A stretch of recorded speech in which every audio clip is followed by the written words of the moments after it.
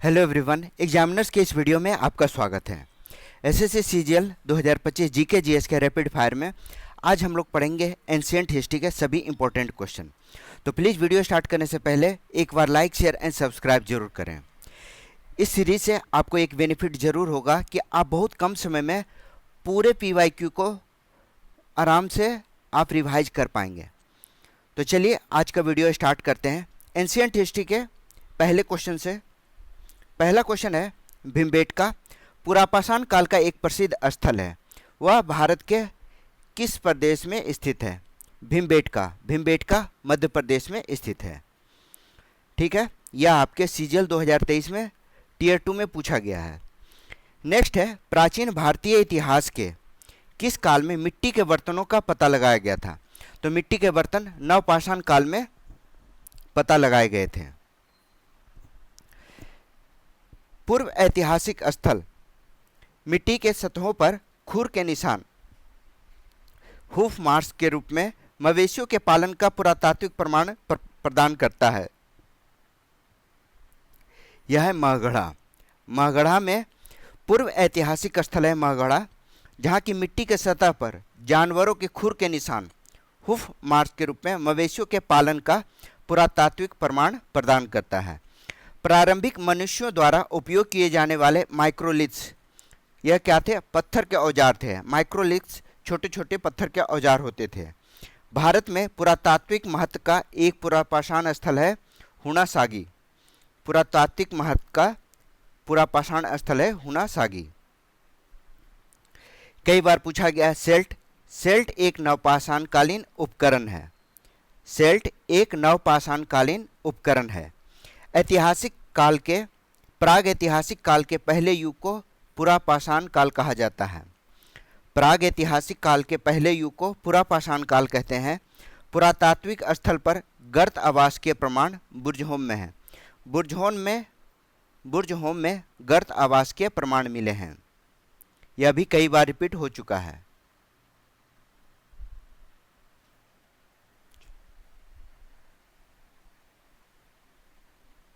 ठीक है, मेहरगढ़ नवपाषाण काल की बस्ती है जो पाकिस्तान के बलूचिस्तान में है। मेहरगढ़ कई बार पूछा गया मेहरगढ़ के बारे में, तो यह पाकिस्तान के बलूचिस्तान में स्थित है। इनाम गांव पुरातात्विक स्थल इनाम गांव महाराष्ट्र में है। कोल्डिहवा उत्तर प्रदेश में है। प्रागैतिहासिक भारतीय स्थल होमो इरेक्टस, जहाँ से मानव की खोपड़ी पाई गई, वह हथनौरा में है। होमो इरेक्टस में मानव की खोपड़ी पाई गई, यह हथनौरा में है। किस स्थल से पुरातत्वविदों को 5 जंगली कुत्ते और 12 सिंह के अवशेष प्राप्त हुए? तो ये गर्त आवास जिसमें बुर्जहोम से प्राप्त हुए हैं, जहाँ से गर्त आवास का प्रमाण मिला है। तो इसका राइट आंसर होगा बुर्जहोम। काफ़ी इंपॉर्टेंट क्वेश्चन है। नेक्स्ट है जोरवे कल्चर। जोरवे कल्चर एक चालकोलिथिक पुरातात्विक स्थल है जो वर्तमान समय में महाराष्ट्र में स्थित है। जोरवे कल्चर का जो क्षेत्र है वह महाराष्ट्र है। जम्मू कश्मीर पुरातात्विक स्थल यह बुर्जहोम जो है वह जम्मू कश्मीर में स्थित है। यह भी कई बार पूछा जा चुका है, इसको आप ध्यान में रखिएगा। अगला टॉपिक है सिंधु घाटी सभ्यता। सिंधु घाटी सभ्यता के पहले क्वेश्चन में है, सिंधु घाटी सभ्यता का कौन सा शहर में बंदरगाह पाया गया है? तो यह है लोथल। लोथल एक बंदरगाहीय नगर था। 1948 में अर्नेस्ट मैके ने उल्लेख किया कि हड़प्पा शहर लोथल में जल निकासी व्यवस्था के लिए नालियों को पक्की ईंटों से बनाया गया था। याद रखिएगा, लोथल एक बंदरगाहीय शहर था और यहाँ से पक्की ईंटों के नालियों के बनाने के साक्ष्य प्राप्त हुए हैं।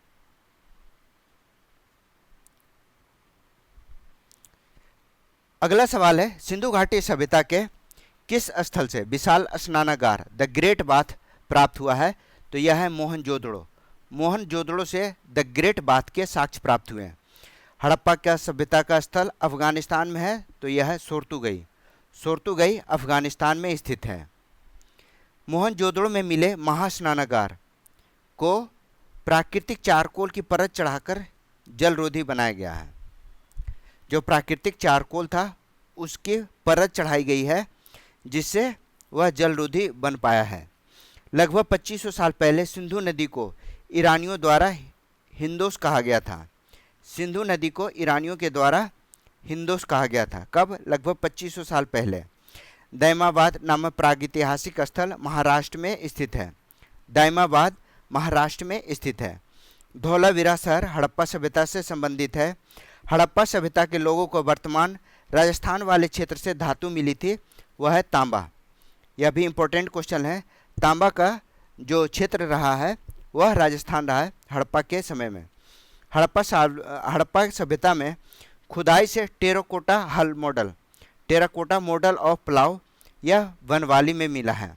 यह भी इम्पोर्टेंट क्वेश्चन है, कई बार पूछा जा चुका है। टेराकोटा हल मॉडल वनवाली से प्राप्त हुआ है। धौलावीरा की खुदाई 1990 में शुरू हुई और इसे शुरू करने वाले थे आर.एस. विस्ट। आर.एस. विस्ट इसके पुरातात्विक थे। धौलावीरा और लोथल को प्राचीन हड़प्पा बस्तियां भारतीय राज्य गुजरात में स्थित हैं। धौलावीरा और लोथल अभी वर्तमान के गुजरात राज्य में स्थित है। हड़प्पा सभ्यता, हड़प्पा स्थल कालीबंगा में हल रेखा के निशान खोजे गए हैं। फुरो, हल रेखा जो खेती में जोते जाते हैं, खेत जोते जाते हैं, उसका साक्ष्य मिला है कालीबंगा से। हड़प्पा कालीन स्थल रंगपुर, रंगपुर गुजरात में स्थित है। सिंधु घाटी सभ्यता के घरों में कमरे आमतौर पर एक आंगन के आसपास बने होते थे। सिंधु घाटी सभ्यता में जो कमरे होते थे वह आंगन के आसपास बने होते थे। हड़प्पा संस्कृति की अग्नि वेदिकाएँ पाई गई है। कहाँ से? लोथल में। लोथल में अग्नि वेदिकाएँ पाई गई है। अनेक विद्वान ऐसा मानते हैं कि टिग्रिस यूफ्रेटस घाटी के मेसोपोटामियाई लोग सिंधु घाटी सभ्यता को मेलुहा कहते थे। कहाँ के? टिग्रिस यूफ्रेटस घाटी के मेसोपोटामियाई लोग मेलुहा सभ्यता कहते थे इसे। हड़प्पा सभ्यता के अनेक शहरों के विपरीत धौलावीरा शहर को 3 भागों में विभाजित किया गया था। याद रखिएगा, अन्य शहरों के विपरीत धौलावीरा 3 भागों में विभाजित था। प्रत्येक भाग विशाल पत्थर के दीवारों से घिरा हुआ था, यानी वह अलग अलग किया हुआ था, विशाल पत्थरों से इसे अलग अलग बांटा गया था। राखीगढ़ी हड़प्पा स्थल यह हरियाणा में स्थित है। राखीगढ़ी हरियाणा में स्थित है। हड़प्पा सभ्यता की प्रसिद्ध नृत्य करती हुई लड़की डांसिंग गर्ल, यह कांसा की सामग्री के उपयोग करके बनाई गई थी। कांसे की मूर्ति की थी वह डांसिंग गर्ल, नृत्य करती हुई लड़की। सिंधु घाटी सभ्यता का पुरातात्विक स्थल है दाइमाबाद। दाइमाबाद प्रवरा नदी के तट पर स्थित है। दाइमाबाद प्रवरा नदी के तट पर स्थित है। दाइमाबाद हड़प्पा स्थल भारत में स्थित है। सिंधु घाटी सभ्यता का रोपड़ जो है वह नदी के तट पर स्थित नहीं था। रोपड़ नदी तट पर स्थित नहीं है। कालीबंगा जो कि राजस्थान में स्थित एक परिपक्व चरण का हड़प्पाई स्थल है। कौन सा? कालीबंगा। हड़प्पाई स्थल से जुताई के साक्ष्य मिले हैं। अभी अभी बताया आपको, खेती के साक्ष्य, खेतों को जोतने का साक्ष्य कालीबंगा से प्राप्त हुआ है। सिंधु के पूर्व के क्षेत्र को संदर्भित करने के लिए 6वीं और 5वीं शताब्दी में पुराने फारसी शब्द हिंदू का उपयोग किया गया था। ठीक है, अगला सवाल। भरत जन के नाम पर अगला टॉपिक होता है वैदिक सभ्यता। तो यहाँ से वैदिक सभ्यता के क्वेश्चन देखेंगे। भरत जन के नाम पर इंडिया का नाम भारत रखा गया। भरत जन के नाम पर इंडिया का नाम भारत रखा गया। इस जन का सर्वप्रथम उल्लेख ऋग्वेद में मिलता है। किसका? भरत का उल्लेख ऋग्वेद में मिलता है।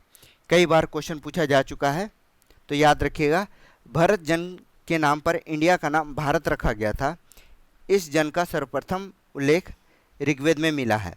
लौह युग को यह नाम इसलिए दिया गया क्योंकि इस समय के दौरान मध्य पूर्व और दक्षिणी पूर्वी यूरोप में औजारों और हथियारों में मुख्य रूप से कांसा की जगह लोहे का इस्तेमाल होने लगा था। ऋग्वेद में 10 राग युद्ध, याद रखिएगा, 10 राजाओं का युद्ध काफ़ी चर्चित रहा है, वह ऋग्वेद में इसका उल्लेख है।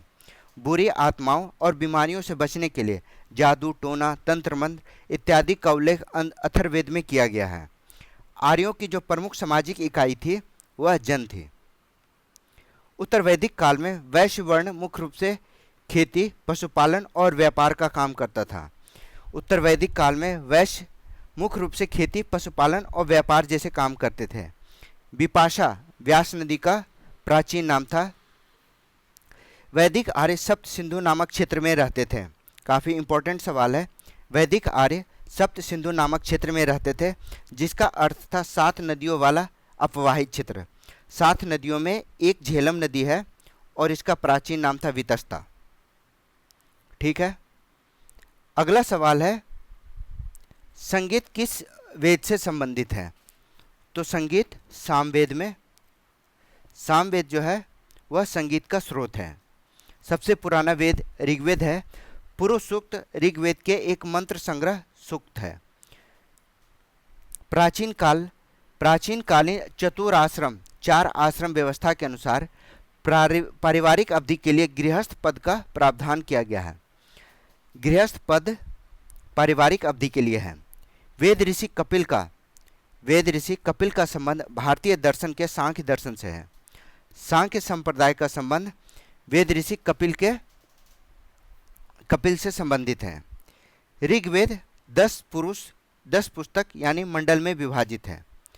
ऋग्वेद 10 मंडल में विभाजित है।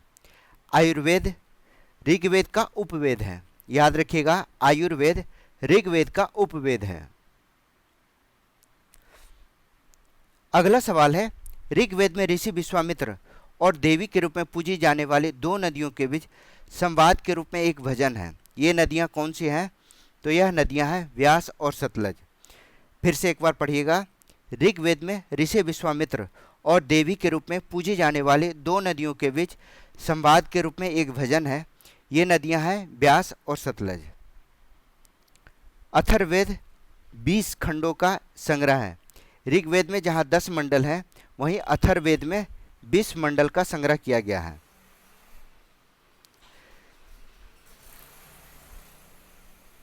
रावी नदी का ऋग्वैदिक नाम परुष्णी है। रावी नदी का वैदिक नाम परुष्णी है।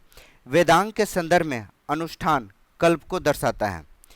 वेदांग जो है अनुष्ठान को कल्प के रूप में दर्शाता है। अनुष्ठान को कल्प में संदर्भित किया गया है।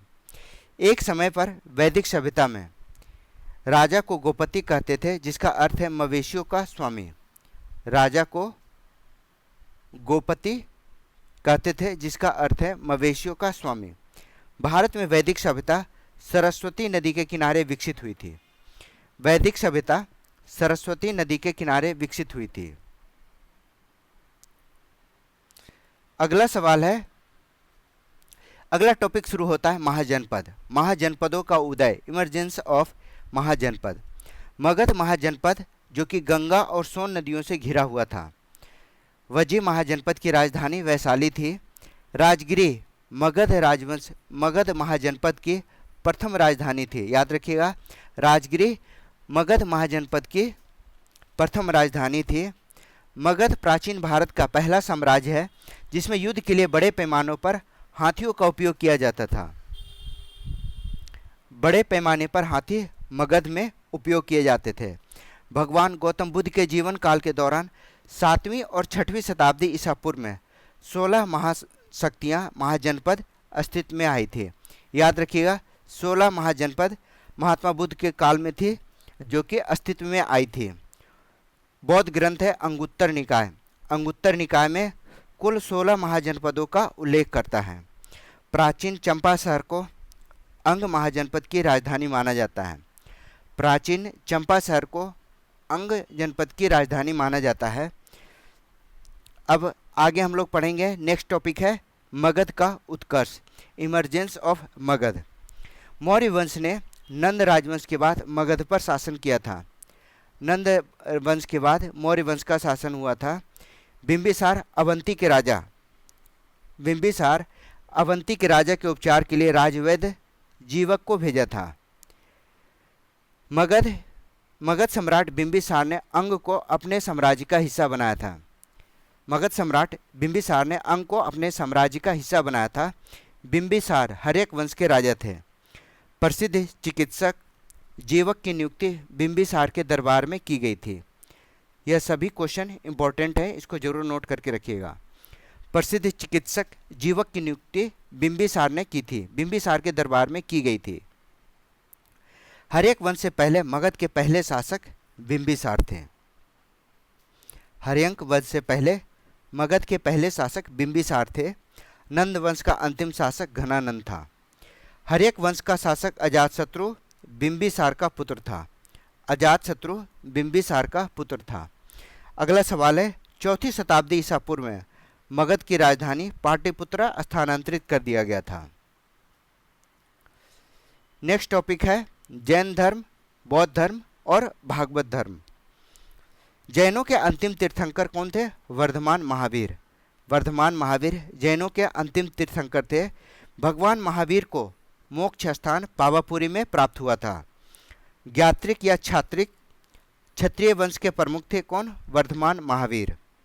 जैन धर्म में कुल 24 तीर्थंकर हुए थे। जैन धर्म में कुल 24 तीर्थंकर हुए थे। व्यवहारिक जीवन में 10 सार्वभौमिक गुणों का पालन करके आत्मशुद्धि और उत्थान के लिए प्रतिवर्ष पर्युषण पर्व मनाया जाता है। कई बार सीजीएल सीपीओ में पूछा गया है पर्युषण पर्व। पर्युषण पर्व जैन समुदाय से संबंधित है। भगवान महावीर का जन्म वर्तमान समय के बिहार में हुआ है। भगवान महावीर का जन्म बिहार में हुआ है। जैन धर्म के पहले तीर्थंकर ऋषभदेव थे। संथारा जो कि जैन समुदाय का एक धार्मिक संस्कार है, याद रखिएगा, सीएचएसएल में पूछा गया है। संथारा समुदाय जो है वह जैन समुदाय का एक धार्मिक संस्कार है, संथारा। प्रथम और चौथे जैन तीर्थंकर के जन्म स्थान के रूप में मान्यता प्राप्त पवित्र शहर का नाम है अयोध्या। प्रथम और चौथे जैन तीर्थंकर का जन्म स्थान अयोध्या, मान्यता प्राप्त शहर है अयोध्या। जैन दर्शन शास्त्र के अनुसार जीन शब्द, जीन का अर्थ क्या होता है? विजेता। महावीर की शिक्षाएं जो कि लगभग 1500 वर्ष पूर्व लिखी गई थी, वर्तमान में कहाँ है? वल्लभी गुजरात में उपस्थित है। महावीर के जो शिक्षाएं हैं वह वल्लभी गुजरात में वर्तमान में उपस्थित हैं। तो नेक्स्ट टॉपिक पढ़ते हैं हम लोग, बुद्धिज्म। महाप्रजापति गौतमी बौद्ध धर्म में भिक्षुणी बनने वाली प्रथम महिला थी। महाप्रजापति गौतमी बौद्ध धर्म में भिक्षुणी बनने वाली प्रथम महिला थी। बौद्ध काल का सबसे पुराना स्तूप सांची का स्तूप है। बुद्ध ने बोधगया में एक पीपल पेड़ के नीचे कई दिनों तक तपस्या की थी, जहां उन्हें ज्ञान प्राप्त हुआ था। संघ में रहने वाले बौद्ध भिक्षुओं के लिए बनाए गए नियम विनय पिटक नामक ग्रंथ में मिलते हैं। बौद्ध भिक्षुओं के लिए नियम विनय पिटक नामक ग्रंथ में मिलते हैं। प्रथम बौद्ध परिषद अजातशत्रु के द्वारा संरक्षित किया गया था। जो प्रथम बौद्ध संगीति हुई थी वह अजातशत्रु के द्वारा संरक्षित थी। अपने महापरिनिर्वाण से पहले बुद्ध ने अंतिम उपदेश वैशाली में दिया था। अपने महानिर्वाण से पहले बुद्ध ने अपने अंतिम उपदेश वैशाली में दिए थे। गौतम बुद्ध की मृत्यु के तत्काल बाद पहली बौद्ध परिषद को आयोजित किया गया था। तीसरी बौद्ध संगीति जो कि पाटलिपुत्र में आयोजित की गई। तीसरी बौद्ध संगीति पाटलिपुत्र में आयोजित की गई थी। बौद्ध धर्म के अधिकांश ग्रंथ पाली भाषा में लिखे गए थे। बौद्ध धर्म महायान और हीनयान कनिष्क के शासनकाल में विभाजित हुआ था। काफ़ी इंपॉर्टेंट सवाल है। महायान और हीनयान कनिष्क के शासन के दौरान विभाजित हुआ था। यह जैन धर्म के 2 संप्रदाय के रूप में विभाजित हुआ था। स्तूप शब्द गौतम बुद्ध के जीवन की मृत्यु घटना से संबंधित है। त्रिपिटक धर्म ग्रंथ का संबंध बौद्ध धर्म से है। गौतम बुद्ध के उपदेश मुख्य रूप से सुत्त पिटक में पाए जाते हैं। कनिष्क के शासनकाल के दौरान कश्मीर में चौथे बौद्ध परिषद के लिए चुना गया था। चौथा बौद्ध संगीति कश्मीर में हुआ था। सारनाथ बौद्ध स्थल पर गौतम बुद्ध ने सबसे पहले धर्म का प्रचार किया था। भारत के सारनाथ बौद्ध स्थल पर गौतम बुद्ध ने सबसे पहले धर्म का प्रचार किया था। पश्चिमी हिमालय में बौद्ध शिक्षा का सबसे बड़ा केंद्र कई गोम्पा कई गोम्पा जो कि हिमाचल प्रदेश राज्य में स्थित है। कई बार सवाल पूछा गया है। अगला सवाल है नटराज। नटराज अगला टॉपिक है शैव और वैष्णव धर्म। तो शैव और वैष्णव धर्म का पहला क्वेश्चन है, नटराज एक ब्रह्मांडीय नर्तक के रूप में हिंदू भगवान शिव का चित्रण है जो तांडवम नामक अपने दिव्य नृत्य का प्रदर्शन करते हैं। ब्रह्मा त्रिमूर्तियों में सृष्टिकर्ता देवता होने के बाद भी आजकल देवता की पूजा बहुत कम की जाती है। सृष्टिकर्ता देवता के रूप में ब्रह्मा की पूजा आजकल कम की जाती है। प्रारंभिक भक्ति आंदोलनों में एक नयनार के नेतृत्व में जो नयनार हुए वह शिव के उपासक थे, जो नयनार संत थे। पशुपति संप्रदाय के प्रवर्तक लकुलिश थे। पशुपति संप्रदाय के प्रवर्तक लकुलिश थे। जिन्होंने अभी तक वीडियो को सब्सक्राइब नहीं किया, प्लीज़ वीडियो को सब्सक्राइब कीजिए, वीडियो को लाइक कीजिए और अपने दोस्तों के साथ भी जरूर शेयर कीजिए। अगला टॉपिक है मौर्य साम्राज्य। मौर्य साम्राज्य में पहला क्वेश्चन है, चंद्रगुप्त मौर्य की मृत्यु के बाद बिंदुसार मौर्य साम्राज्य के सिंहासन पर बैठा। अंतिम मौर्य सम्राट की हत्या पुष्यमित्र शुंग के द्वारा कर दी गई थी। मौर्य सेना के प्रशासनिक कार्यों की जिम्मेदारी 30 सदस्यों को सौंपी गई थी। मौर्य सेना के प्रशासनिक कार्यों की जिम्मेदारी 30 सदस्यों को सौंपी गई थी। भारतीय समाज को 7 वर्गों में वर्गीकृत किया था। किसने? मेगास्थनीज ने। मौर्य काल में भारतीय समाज को 7 भागों में मेगास्थनीज ने वर्गीकृत किया था। अशोक के अभिलेख के अनुसार इंद्रप्रस्थ मगध साम्राज्य का एक प्रांतीय केंद्र नहीं था। अर्थशास्त्र जो ग्रंथ है मौर्य काल के प्रशासनिक और सैन्य संगठन का सूक्ष्म विवरण देता है। कौटिल्य के साप्तांग सिद्धांत में अमात्य क्या है? अमात्य कौटिल्य के साप्तांग सिद्धांत के अनुसार मंत्री और अधिकारी को कहा गया है। मौर्य शासक अशोक ने कलिंग पर विजय प्राप्त की थी। सम्राट अशोक ने अपने राज्याभिषेक के 8 वर्ष के बाद कलिंग पर विजय प्राप्त किया था। अशोक ने कलिंग की लड़ाई के बाद युद्ध करना छोड़ दिया था। मौर्य सम्राट चंद्रगुप्त मौर्य ने सेल्यूकस निकेटर को पराजित किया था।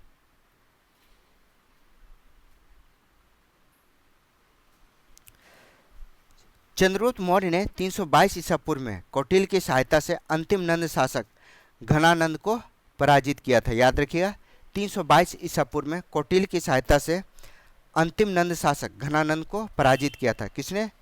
चंद्रगुप्त मौर्य ने। ठीक है।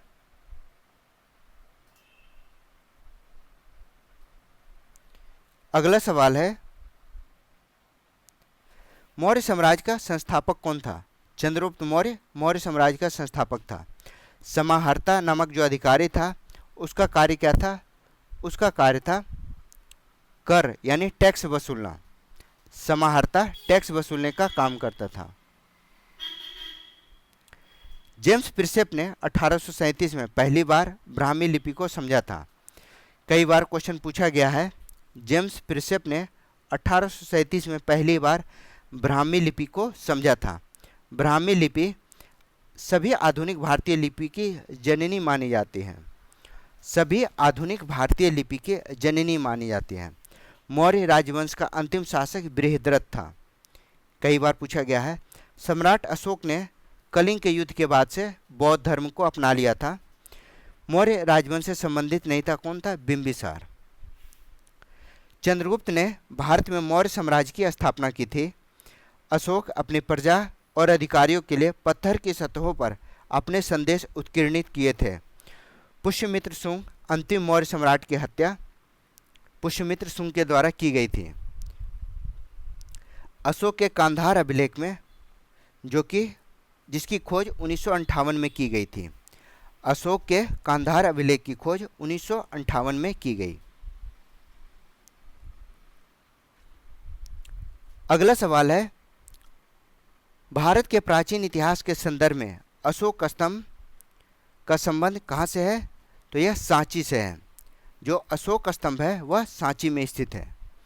चंद्रगुप्त मौर्य ने कौटिल्य की सहायता से मगध में नंदों के साम्राज्य को उखाड़ फेंका और 322 ईसा पूर्व में गौरवशाली मौर्य साम्राज्य की स्थापना की। सेल्यूकस मौर्य सेल्यूसिड मौर्य युद्ध में सेल्यूकस ने मौर्य शासक चंद्रगुप्त मौर्य के विरुद्ध युद्ध लड़ा था। सेल्यूसिड मौर्य युद्ध में सेल्यूकस ने मौर्य शासक चंद्रगुप्त मौर्य के विरुद्ध युद्ध लड़ा था। गुजरात में सुदर्शन झील वस्तुतः एक कृत्रिम जलाशय है जो मौर्यों के शासन के दौरान बनाई गई थी। कलिंग अशोक का आरंभिक भारत का सर्वप्रसिद्ध शासक बनाया जा सकता है, जिन्होंने कलिंग यानी वर्तमान उड़ीसा पर विजय प्राप्त की थी। अशोक को आरंभिक भारत का सर्व प्रसिद्ध शासक माना जा सकता है, जिन्होंने वर्तमान कलिंग पर विजय प्राप्त की थी। देवनामप्रिय के नाम से अशोक को जाना जाता है। अगला टॉपिक है मौर्योत्तर साम्राज्य, पोस्ट मौर्यन एम्पायर। तो पुष्यमित्र शुंग जो कि अंतिम मौर्य सम्राट बृहदत्त का सेनापति था, तो बृहदत्त ने राजा की हत्या कर दी और नए राजवंश की स्थापना की थी। वह किस वंश से था? तो वह शुंग वंश से था। पुष्यमित्र शुंग जो कि अंतिम मौर्य सम्राट बृहदत्त का सेनापति था, तो यह शुंग वंश से संबंधित था। कुषाण शासक इतिहास में बौद्ध धर्म के महान संरक्षक के रूप में प्रसिद्ध हैं, जिन्होंने चतुर्थ बौद्ध संगीति का आयोजन कश्मीर में किया था। यह है कनिष्क। निंगथौजा राजवंश द्वारा भारत के मणिपुर राज्य पर शासन किया गया था। इसे जरूर नोट करके रखिएगा, कभी भी पूछा जा सकता है। निंगथौजा राजवंश जो कि मणिपुर राज्य पर शासन किया। उड़ीसा में उदयगिरी की पहाड़ियों में हाथी गुम्फा शिलालेख का उत्कीर्णन करवाया। कहाँ? खारवेल में। उड़ीसा में उदयगिरी की पहाड़ियों पर हाथी गुम्फा अभिलेख का उत्कीर्णन खारवेल ने करवाया था। विक्रम संवत 57 ईसा पूर्व में प्रारंभ हुआ था। गौतमी पुत्र सातकर्णी के लिए एका ब्राह्मण प्रयुक्त होता है। गौतमी पुत्र सातकर्णी के लिए एका ब्राह्मण प्रयुक्त हुआ है। आंध्र प्रदेश राज्य में गोटीप्रोलु नामक पुरातात्विक स्थल है, जो कि एक प्राचीन काल के समुद्रिक व्यापार का केंद्र के रूप में प्रमाण प्रदान करता है। कहाँ है? गोटीप्रोलु आंध्र प्रदेश में है। अगला टॉपिक है विदेशी आक्रमण, फॉरेन इन्वेजन। तो विदेशी आक्रमणकारी सेल्यूकस निकेटर ने अपने प्रदेश चंद्रगुप्त मौर्य को सौंप दिए थे। 130 से 150 ईस्वी पूर्व में भारत में शक शासक रुद्रदमन प्रथम था। 130 से 150 के काल में सिकंदर ने हाइडेस्पिच के युद्ध में पोरस को पराजित किया था। याद रखिएगा, कई बार पूछा गया है। सिकंदर ने हाइडेस्पिच के युद्ध में पोरस को पराजित किया। प्रथम हुण आक्रमण 458 ईसा पूर्व में हुआ था। कनिष्क ने राजा हान होती से युद्ध किया, जो चीन के हान वंश के राजवंश के राजा थे, और द्वितीय प्रयास में उसे हरा दिया था। याद रखिएगा, कनिष्क इसका राइट आंसर है। अगला टॉपिक पढ़ेंगे हम लोग गुप्ता साम्राज्य। नालंदा विश्वविद्यालय की स्थापना कुमार गुप्त के द्वारा 5वीं शताब्दी में की गई थी। गुप्त साम्राज्य के प्रसिद्ध स्रोत जो कि प्रयाग प्रशस्ति से प्राप्त हुए हैं, वह इलाहाबाद स्तंभ लेख के नाम से भी जाना जाता है।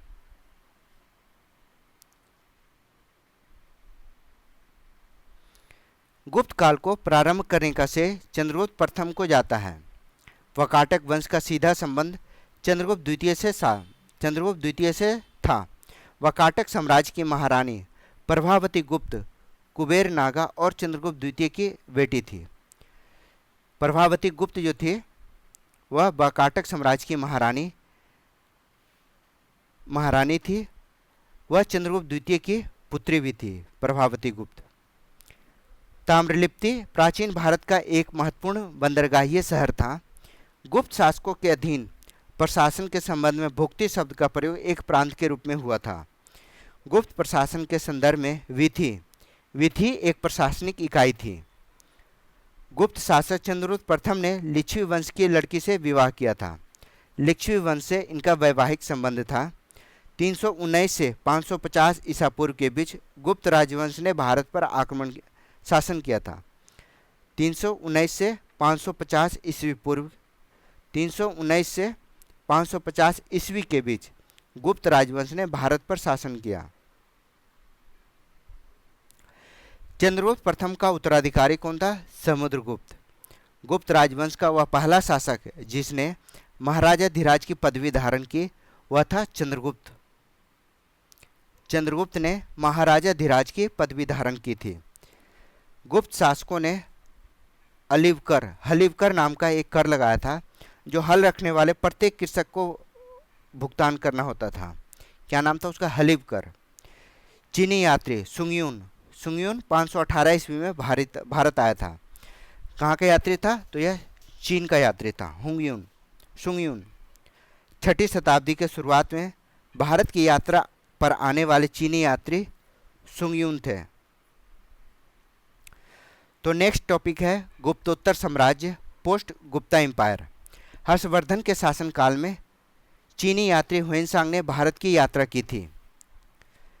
भारतीय सम्राट हर्ष की जीवनी हर्षचरित यानी वानभट्ट ने लिखी थी। हर्ष की जीवनी वानभट्ट ने लिखी थी।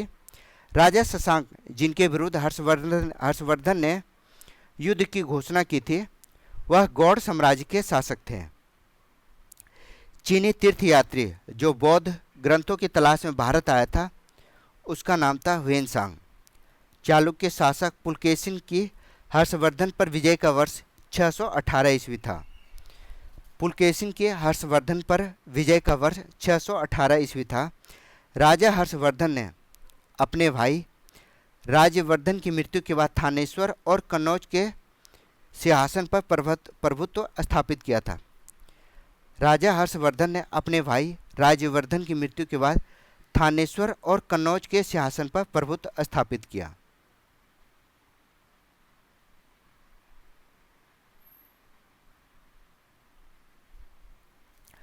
प्रारंभ में राष्ट्रकूट कर्नाटक के चालुक्यों के अधीनस्थ थे। दक्षिण भारत के पांड्य वंश का प्रसिद्ध शासक नेन्दुज चेलियन द्वितीय था। पांड्य वंश का प्रसिद्ध शासक नेन्दुज चेलियन द्वितीय था। राजराज प्रथम 985 ईस्वी पूर्व में गद्दी पर बैठे। 8वीं शताब्दी के मध्य में एक राष्ट्रकूट प्रमुख दंतीदुर्ग ने अपने चालुक्य अधिपति का तख्ता पलट करके एक अनुष्ठान करवाया जिसका शाब्दिक रूप था हिरण्यगर्भ। चोल प्रशासन में सभा गांव में सदन होती थी जो मुख्य रूप से ब्राह्मणों के द्वारा बसाई गई थी। मदुरै पांड्य राजाओं की राजधानी थी। कई बार पूछा गया, मदुरै पांड्य राजाओं की राजधानी थी। सभा और उर दो प्रकार की ग्राम सभाओं का उल्लेख चोल राजवंश में मिलता है। एहोल चालुक्यों की राजधानी थी। रविकीर्ति पुलकेशिन द्वितीय चालुक्य शासन के दरबारी थे। रविकीर्ति चोल वंश के शासक ने चीन के साथ अपने व्यापार को मुक्त करने के लिए मलाया पर आक्रमण किया। चोल वंश के शासक ने चीन के साथ अपने व्यापार को मुक्त करने के लिए मलाया पर आक्रमण किया। चोल सम्राट विजयालय ने चोल राजवंश की स्थापना की। कवि विल्हन ने उत्तरवर्ती चालुक्य शासक विक्रमादित्य 6 की जीवनी लिखी। किसने? विल्हन ने उत्तरवर्ती चालुक्य शासक विक्रमादित्य 6 की जीवनी लिखी। विक्रमादित्य 6 जिनके दरबारी कवि विल्हन ने अपनी जीवनी लिखी थी वह चालुक्य राजवंश के शासक थे। चालुक्य राजवंश ने वातापी में शासन किया जो आधुनिक समय में कर्नाटक में भारतीय राज्य कर्नाटक में स्थित है। किसने? वातापी। 12वीं शताब्दी में कर्नाटक में एक नवीन आंदोलन का उद्भव हुआ जिसका नेतृत्व वासवन्ना नामक एक ब्राह्मण ने किया जो प्रारंभ में जैन मत के मानने वाले थे और वह चालुक्य राजा के दरबार में मंत्री थे। रानी रुद्रदमा देवी, कई बार पूछा गया है रुद्रदमा देवी के बारे में। तो रानी रुद्रदमा देवी वह काकतीय राजवंश से संबंधित थे। ठीक है, रुद्रदमा देवी काकतीय राजवंश से संबंधित है। ठीक है, 2 बार क्वेश्चन पूछा गया है, याद रखिएगा। वादामी चालुक्य राजवंश की सबसे पुरानी राजधानी थी? चालुक्य राजवंश की सबसे पुरानी राजधानी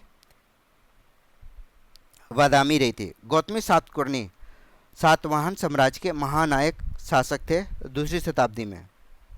श्रीलंका पर विजय प्राप्त करने वाला चोल शासक था राजेंद्र प्रथम। राजेंद्र प्रथम। नेक्स्ट टॉपिक है सीमावर्ती राजवंश, जिसमें पाल, सेन, कश्मीर और कामरूप के यानी असम के बारे में पढ़ेंगे। पूर्व मध्यकाल में कन्नौज जो था, कन्नौज पर नियंत्रण पाने के लिए एक प्रसिद्ध त्रिपक्षीय युद्ध लड़ा गया था। त्रिपक्षीय युद्ध का केंद्र क्या था? कन्नौज के उर्वर क्षेत्र पर अधिकार करना। प्रसिद्ध कवि और नाटककार राजशेखर ने, जो कि प्रतिहार राजा थे, महेंद्र पाल के दरबार में दरबारी कवि थे। याद रखिएगा, राजशेखर महेंद्र पाल के दरबार में दरबारी कवि थे।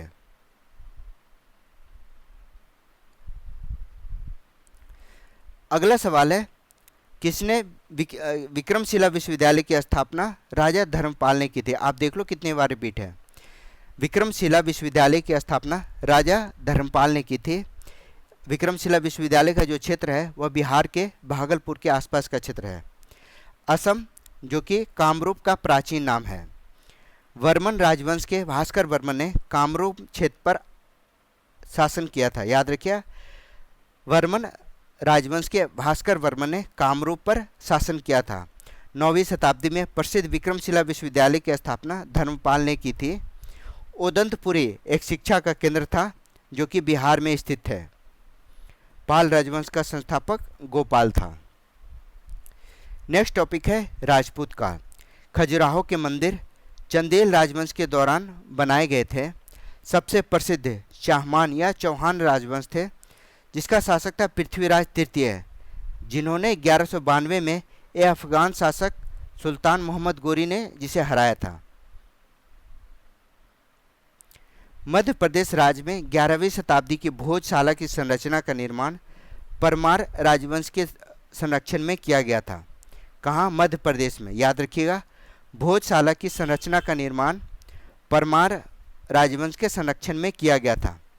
कई बार पूछा गया। जयमल और फत्ता, जो कि योद्धा थे, जिन्हें चित्तौड़ किले की रक्षा करने का प्रभार सौंपा गया था।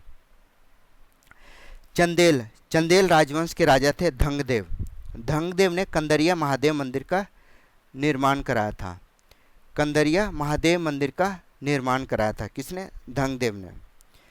प्रतिहार राजवंश इसने कन्नौज यानी कानिकुब्ज को अपनी राजधानी बनाया था। प्रतिहार राजवंश। अगला सवाल है, जब हार निश्चित हो जाती थी तो राजपूत पुरुषों का साका या शक नामक एक अनुष्ठान करना होता था, जो कि उनकी अंतिम लड़ाई होती थी, जिससे वह वापस नहीं आ सके। ठीक है। नेक्स्ट क्वेश्चन है, प्रतिहार वंश के महानतम शासक कौन थे? मिहिर भोज प्रतिहार वंश के महानतम शासक थे। अगला सवाल है, पृथ्वीराज चौहान ने संयुक्ता से विवाह किया था। वह उसके पुत्र जयचंद्र यानी गढ़वाल की, जयचंद्र जो थी वह गढ़वाल की थी। जयचंद, फिर से करते हैं। पृथ्वीराज चौहान ने संयुक्ता से विवाह किया था। वह उसके शत्रु जयचंद गढ़वाल की पुत्री थी।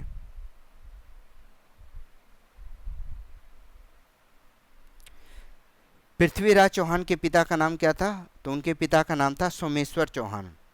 पृथ्वीराज चौहान के पिता सोमेश्वर चौहान थे। मोहम्मद गोरी को 1191 में चौहान शासक ने हराया था।